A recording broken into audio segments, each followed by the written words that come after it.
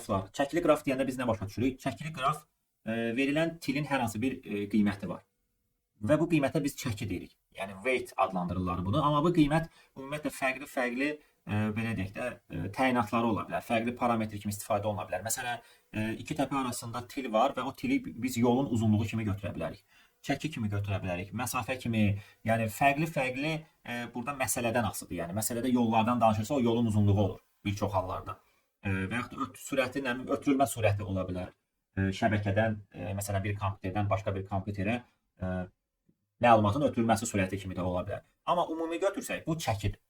Və biz çəkili qraflarla daha əvvəl məsələn BFS alqoritmində 0,1, 0,1,2 çəkilərlə işləyəndə biz demişdik ki, qrafıq qurarkən iki təpə arasında əlaqə qururuqsa, bir dənə də parametr əlavə edirik ora və bu parametr olur çəki.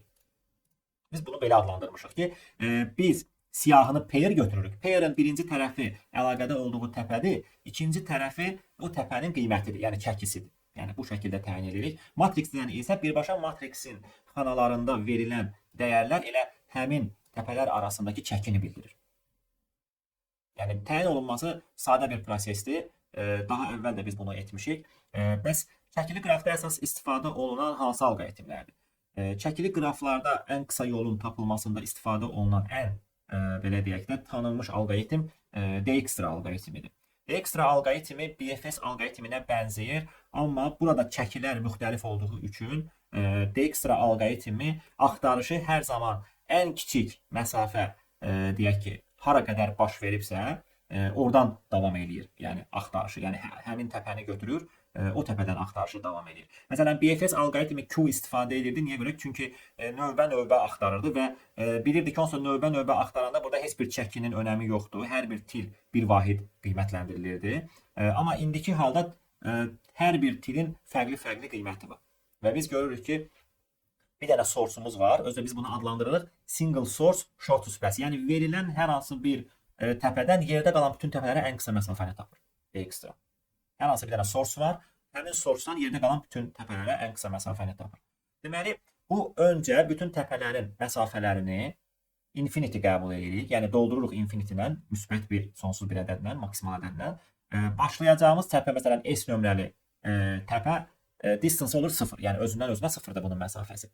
Sonra qonşu kəşf olunurlar. Qonşu kəşf olunanda o təpənin iki dənə qonşusu var. T və Y. T və Y-ə update edir. Deyir ki, bunun distance sonsuzdur, amma S-in üstünə 10 gəlsək daha da kiçik distance olur və buna 10 məsafəsini update edir. Buna da 5 məsafəsini update edir. Və bundan sonra bunun rəngini eləyir 1. Yəni demək istəyir ki, biz artıq bu S təpəsinin bütün qonşularına baxmışıq və bir daha buna qayıtmayacaq.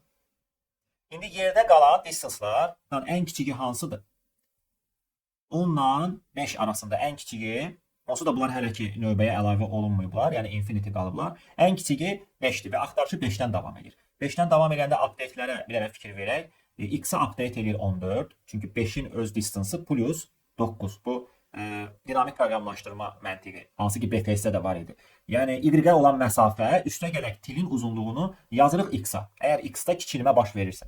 Həmçinin Y-ə olan məsafə 5 plus 2, 7-ni yazırıq bura. Və fikir verirsinizsə, bura bir dənə yeni update gedir T-yə. T-yə əslində 5-in üstünə 3 gəlsək 8 edirdi ya. Bu ondan kiçik olduğu üçün həmin update-i seçirik. İndi gəlirik biz həmin hissəyə. Yəni burada əsas o update hissəsi nədir?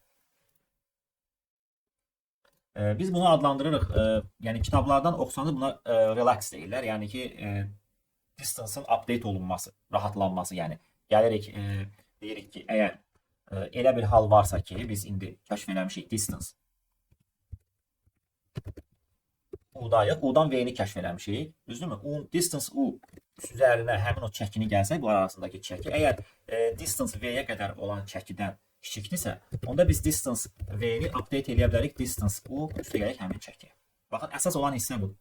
Yəni, bura qədər yolumuz nə idisə, üstünə bunlar arasındakı tiri gəlsək, məsafəni, distance V-ni daha da kiçildirsə, onda distance V-ni bərabər edirik buna. İstəsəniz burada update edərkən bir parent də saxlaya bilərsiniz. Məsələn, deyə bilərsiniz ki, V-yə biz U-dan gəlmişik, onda V-nin parenti U-dur.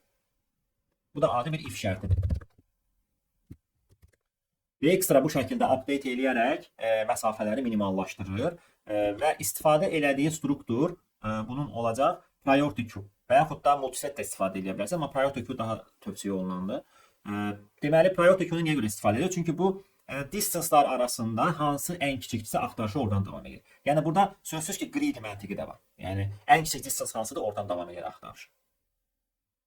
Dijkstra alqoritmi müsbət çəkilərlə işləyir, mənfi çəkilərdə səhv nəticə verə bilər. Yəni buna diqqət etməliyik. Dedik ki, BFS alqoritminə oxşardır, sadəcə priority queue istifadə eləyəcək. Zaman mürəkkəbliyi bütün təpələrindən keçirik. Bütün tillərdən keçərkən hər bir məsafələri priority queue-da saxladığımız üçün log zaman da orada bizə lazımdır. Bu da update hissəsi. Distance V bərabər distance U üstə gərək onlar arasındakı çək. İmplementasiya hissəsində deməli bizdə relax hissəsi bayaq burada yazdığımız, əgər elə bir hal baş veribsə ki, biz daha qısa məsafə tapmışıq V təpəsinə, onda bunu daha qısa məsafəyə dəyişirik. Və dəyişdirərkən bunu priority queue-ya yerləşdiririk. Yəni priority queue-nu burada istifadə edərkən pair götürürük biz priority queue-nu, bir də minimum heap qururuq. Yəni minimum heap bunun birinci tərəfi olur distance, ikinci tərəfi həmin təpənin nömrəsi. Niyə görə? Çünki biz istəyirik ki, distance-a görə sıralasın. Distance-a görə sıralamalıdır. Aydındır bura qədər?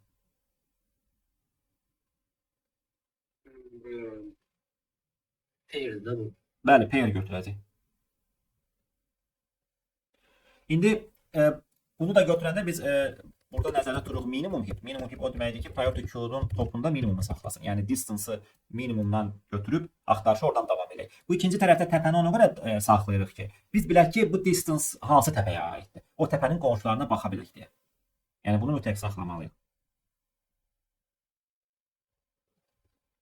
Gəlin bir dənə tapşırığa baxaq. Məsələn deyir ki, verilən klassik bir məsələdir. S təpəsindən F təpəsinə ən qısa yolu istəyir. Yəni çəkili qrafdır. Qrafın ümumiyyətlə burada strukturunu bizə verib matrixlə verəndə burada izah edib ki, harda mənfi bir yazılıbsa, deməli yol yoxdur o tillər arasında. Harda müsbət yazılıbsa ədədlər, deməli onlar çəkiləri bildirir. Yəni həmin iki təpə arasında çəkini bildirir.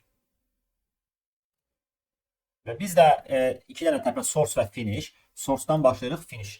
Əgər gedib kəşf eləməsə, ya color-ı bunun 0 qalıb, kəşf eləməyib, ya da distance-ı infinity qalıbsa, kəşf eləməyib. Yəni iki şərtdən birini yoxlaya bilərsiniz əslində. Gəlin baxaq. Relax hissəsi biz update eləyəndə göndər yora U-la V-ni deyirik ki, burada update elə. Yəni böyükdürsə update elə. Burada da priority queue-ya yerləşir. Priority queue-nu yəni minimum heap-i götürürsünüz global kimi ki, başqa bir funksiyada da istifadə eləyəsiniz. Girişi verirsiniz matrix, çəkiləri saxlayan matrixdir. Dijkstranı başladırsınız S-dən. Əgər F kəşf olunmuşsa cavab mənfi 1-dir. Yəni çıxışa mənfi 1 verirsiniz. Əks halda elə distance-ı özünü çıxışa verirsiniz. Deməli, Dijkstrada əsas olan nədir? Əsas birinci bütün təpələri infinity edirik. Sadəcə başladığımız source-u 0 edirik. Yəni özündən özünə məsafə 0-dır və bu məsafənin distance-ını bura yerləşdirib yanında da təpənin öz nömrəsini yerləşdiririk. Ondan sonra nə vaxta qədər ki, priority queue-da təpə qalıb, o təpəni götürürük, nömrəsini silirik oradan və onun qonşularına baxıb update-lər edirik. Yəni bizim bayaq burada qeyd elədiyimiz ən kiçik, məsələn, 5-i götürdük, 5-in bütün qonşularına update-lər elədik. Baxın, biz bu işi görürük. İndi burada bir məsələ var ki, ola bilər ki, hansısa təpə gəlir, yenə də priority queue-ya düşür. Hansı ki, onun heç bir əhəmiyyəti yoxdur. Çünki daha kiçik bir məsafəni tapmayacaq. Ona görə biz burada yoxlayırıq ki, əgər həmin təpə daha əvvəl bütün qonşularına baxılıbsa onun, elə onu continue edin. Yəni bunun daha ikinci dəfə qonşularına baxmayın. Yəni bu daha əvvəl kəşf olunubsa, continue edin ki, gəlib burada boşuna iterasiya getməsin. Yəni optimizasiya düşəcək aşağı. Bu kifayət qədər sürətləndirir kodu. Yox, əgər o təpə əvvəl kəşf olunsa, onu da kəşf edirik və bütün qonşularına baxıb qonşularına olan məsafələri update edirik. Update edəndə baxın biz burada bir dənə şərt qoymuşuq ki, çəki 0-dan böyükdür. Çünki məsələnin şərtində deyir ki, mənfi 1 olsa, onlar arasında til yoxdur deməkdir. Ona görə, yəni bu mənfilərlə onsuz da Dijkstranı biz tətbiq eləmirik, mənfi çəkili qraflar. Sonra burada davam eləsək, ikinci bir tapşırığımızda yolun özünü istəyirik. Yolun özünü də saxlamaq üçün biz istifadə edirik bir dənə parent massivi. Yəni hansı ki relax hissəsində əlavə bir dənə nə iş görəcəksiniz? Götürəcəksiniz, deyəcəksiniz ki, əgər həqiqətən update gedibsə, onda bu qısa məsafədir. Belə çıxır ki, biz U-dan V-yə gedə bilərik. U-dan V-yə gedə biliriksə, onda V-nin parenti U-dur. Bunu da ona görə eləyirik ki, yolu bərpa eləyək. Geriyə gedərək həmin yolun özünü də istəyirik. Yolu da bərpa eləmək üçün istəsəniz bir dənə rekursiv funksiya qura bilərsiniz və yaxud da iterativ də geriyə gedə bilərsiniz. Çünki başlanğıc təpənin parenti 0-dır. Yəni 0 və ya da -1 qoya bilərsiniz. O həmin təpəyə gedib çıxana kimi geriyə kəşf eləyir və yolu geriyə bərpa edir. Biz də onu tərs reverse edib çıxışa veririk. Amma rekursiyadan siz yolu bərpa eləsəniz, reverse eləməyə gərək yoxdur. Çünki biz birinci onun geriyə gedib sonra çıxışa veririk. Bu da birinci bunları steka yerləşdirir rekursiv funksiyaya. Yığır, sonra çıxartmağa başlayanda başlayır həmin təpələri düzgün ardıcıllıqla çıxışa verməyə. Və bu qrafda bizim ümumiyyətlə giriş list ilə olmalıdır. Bir dənə baxaq.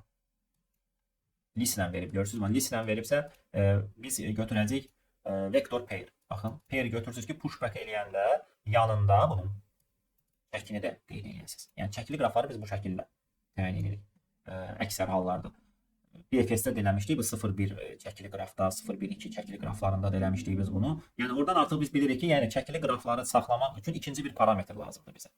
O da pair götürürsünüz, second olaraq çəkini saxlayırsınız. Sual olan var mı? Ben onda öyle bir şeysen təkəbbür priority queue işləməsə də. Demək olar ki, hə. Yəni elədir. Yəni hansı ki BFS-də biz distance bərabər distance plus 1 yazırdıq. Çünki çəki 1 götürürdük də biz orada tilin uzunluğunu 1 götürdük, 1 vahid. Bu da belə. Sağ sol. Burada da çəkinin özünü götürürsən. Hə. Fərqləri budur. Bizim növbəti Benim kontekstə qoyduğunuz C sualı var idi. Orada mən elə multiset əvəzinə normal queue-lə yazdım. Yəni 700 bal aldı da. çünki qraf əgər 3D-sə, ağacdırsa, unikal yol var da orada. Yəni sən onsuz da bir dənə yol tapacaqsan. Elə deyil? Hə, bəli. Yəni o biz əsas DX-ranı tətbiq eləyəndə qraf da cycle-da ola bilər. Yəni hər hansı bir təpədən başqa bir təpəyə müxtəlif yollar ola bilər. Ona görə biz DX-ranı tətbiq edirik. Hansı ki orada BFS keçməyəcək. BFS keçsə belə gərək hər dəfə o təpənin bir neçə yolu ki var, hamısından keçəsən. O da zaman limitini aşacaq. Yəni çoxlu yollar kəşf edəcək. Amma DX-ra ən kiçiki hansısa oradan davam edir. Deməli optimal axtarış eləyir. Söhbət treedən gedirsə, ağacdan gedirsə. Ağacda onsuz da iki təpə arasında unikal yol var. Sən onu DX-ra da yazsan bir dənə yol tapacaqsan, BFS-lə də yazsan bir dənə yol tapacaqsan. Ona görə keçərlidir orada. Sözsüz ki, yəni BFS də keçərlidir. Amma multi-source BFS idi də o məncə. Yəni bir neçə təpədən BFS başlatmaq lazımdır. Bəli.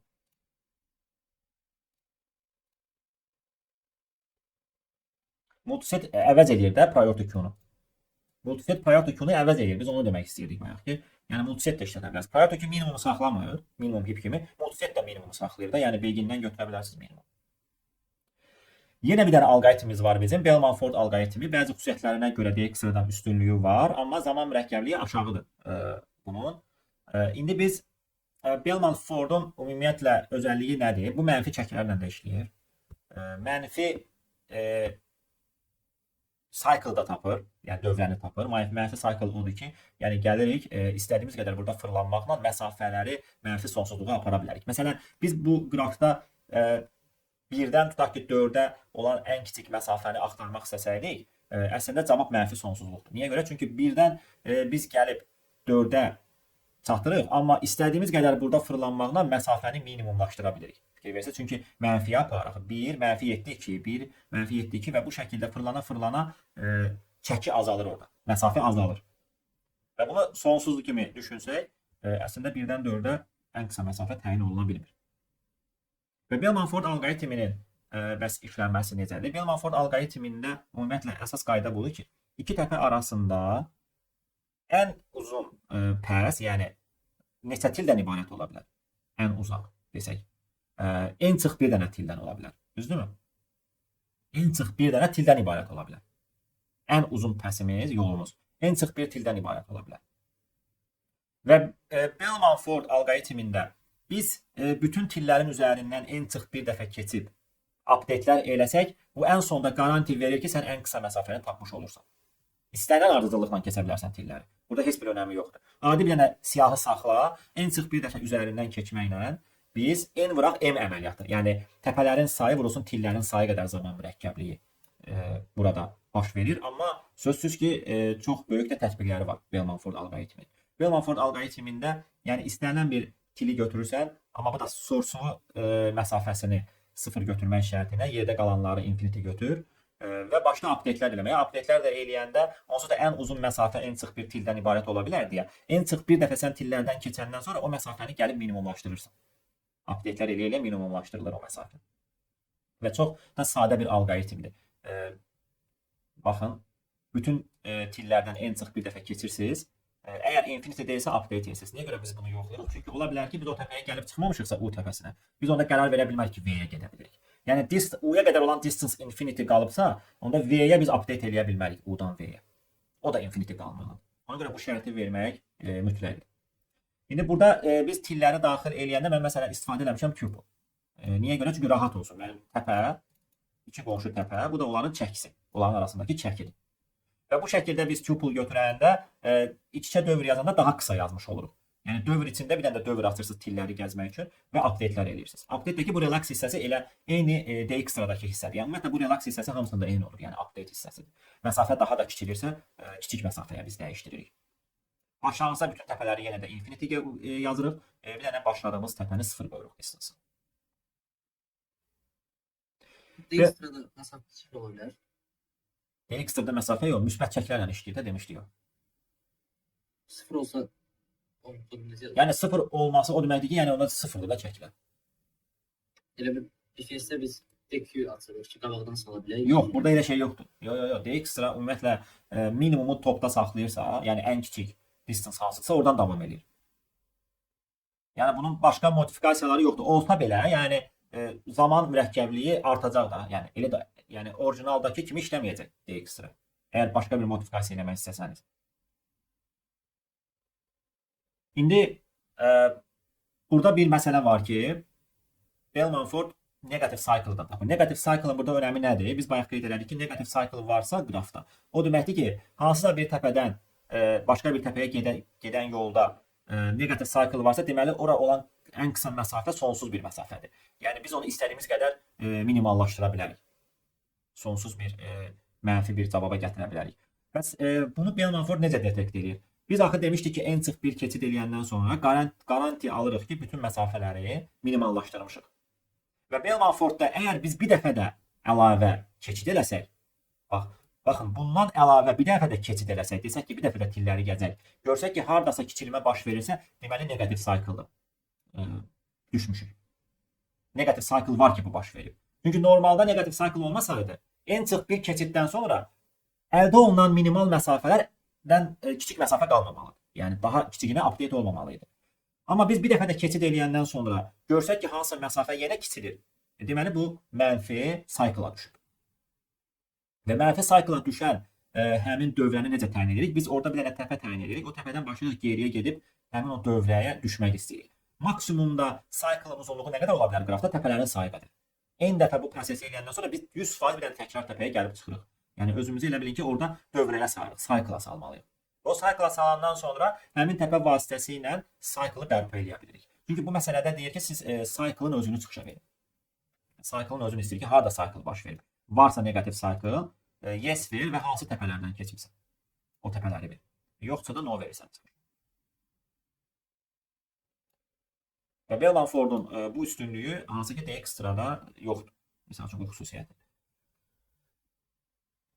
Bir də bizdə son olaraq istifadə edəcəyimiz maraqlı alqoritmlərdən biri All Pairs Shortest Path. Baxın, bundan əvvəlki Bell-Manforddan DXtra Single Source Shortest Path, yəni bir təpədən yerdə qalan bütün təpələrə ən qısa məsafəni tapırdı. Amma Floyd-Warshall istənilən iki təpə arasında ən qısa məsafəni tapır. Və Floyd-Warshall tətbiq olunduğu əsas hissə odur ki, updatelər belə gedir. Deyir ki, əgər I təpəsindən J təpəsinə olan yolda hər hansı bir K təpəsi iştirak edirsə, onda I-dən K-ya olan məsafə, üstəgələk K-dan J-yə olan məsafəni biz I-dən J-yə olan məsafəyə update edə bilərik. Yəni minimumlaşdıra bilərik əgər kiçilirsə. Yəni I-dən distance IK P1 məsafəsi, üstəgələk distance KJ P2 məsafəsi. Kiçikdirsə distance IJ-dən, düzdürmü? Onda distance IJ-ni update edirik P1 üstəgələk P2. Sadə bir update'dir. Və bütün üçlüklər üçün biz bunu edirik. Bütün üçlüklər üçün biz bunu edirsə zaman mürəkkəbliyi nə qədər olacaq Floyd-Warshall? En kubu. En kubu. Sadəcə və sadəcə təpələrin sayından asılıdır. Bu alqoritmin bir üstünlüyü var ki, tillər nə qədər olur olsun, bu təpələrin sayından asılıdır bunun zaman mürəkkəbliyi. Yəni, məsələn, biz elə bir sual ola bilər ki, DXtra-nın, Bell-Manfordun görmədiyi işi, baxmayaraq ki, onlar zaman mürəkkəbliyi daha yaxşıdır, sürətlidir. Amma Floyd-Warshall təpələrin sayı az olsa, tillərin sayı çox olsa, DXtra, Bell-Manford zaman limitini aşa bilər. Amma Floyd Marshall aşmayacaq. Məsələn 200 dənə təpə olsa, 500 dənə təpə olsa N'in kubuna işləyəcək Floyd Marshall. Amma 500 dənə təpə olub 10 üstü 5 dənə misal üçün til olsa, Dijkstra və ya da Bellmanford zəif işləyəcək Floyd Marshalla baxanda. Və Floyd Marshallın əlavə üstünlüyü yenə də deyirik. İstənilən iki təpə arasındakı məsafəni tapır. Amma Dijkstra bunu eləmir. Dijkstranın bunu eləməsi üçün sən hər bir təpədən Dijkstra verməlisən. Hər bir təpədən Dijkstra nədir? N. Düzdürmü? N vurulsun Dijkstranın da öz zaman mürəkkəbliyi M log M. Düzdürmü? Bu gələcək N vur log M. Yəni 1 saniyəni aşa biləcək. Yəni tillərin sayı çox olsa. Ona görə Floyd Marshall istənilən iki təpə arasında, istənilən təpə cütlükləri arasında ən qısa məsafəni tapır. Sadə bir update eləməklə. Distance EG, hətta bu da cycle tapa bilər. Niyə görə? Çünki bu əlavə bir dənə də keçid eləsə, görsək ki, kiçilmə baş verir hansısa təpədə. Yəni bundan əlavə bir dənə də eləsə, görsək ki, kiçilmə baş verir. Deməli, qrafda mənfi cycle var ki, o kiçilməyə doğru gedir. Bu da onu detekt eləyə bilər. N vur, bəli, N kubuna işləyən alqoritmdir. Əsas bu işlənən alqoritm çəkili qraflara tətbiq olunan, yəni ən qısa məsafələri tapmaq üçün istifadə olunan alqoritmdir. Burada bizim məsələlərimizdə baxsanız, sonuncu məsələlərimizdə, məsələn, qədim Azərbaycan bu səhv etmirəmsə finala düşən suallardan biridir əvvəlki illərdə. Deyir ki, verilən, elə bilin ki, bu qraf əslində ən qısa məsafələri bildirir. Yəni, mümkündürsə yolların cəmini tap qrafda, mümkün deyilsə mənfi 1 verir. Əslində, siz düşünə bilərsiniz ki, bu Floyd Marshall run eləyib belə bir matrix alıb. Distance matrixi, EG matrixi. Deməli, bu ən qısa məsafələri bildirirsə, deməli, biz ikinci dəfə Floyd Marshall-ı burada run eləsək, heç bir məsafə dəyişməməlidir. Yəni, kiçilmə baş verməməlidir. Kiçilmə baş versə, deməli, bu düzgün deyil, mənfi 1 verirsiniz. Yox, düzgünsə yolları cəmləyirsiniz. Yolları da cəmləmək, harada görsəniz ki, distance EG bərabərdirsə, distance EK plus KJ-yə, deməli, sənin orada yolun var. Düzdürmü? Bütöv yolun var, o yolu cəmləyə bilərsən. Yəni, bu şəkildə məsələni həll edə bilərsiniz. Baxın, N'in qiymətinə 200. Deməli, N'in kubu burada keçərlidir.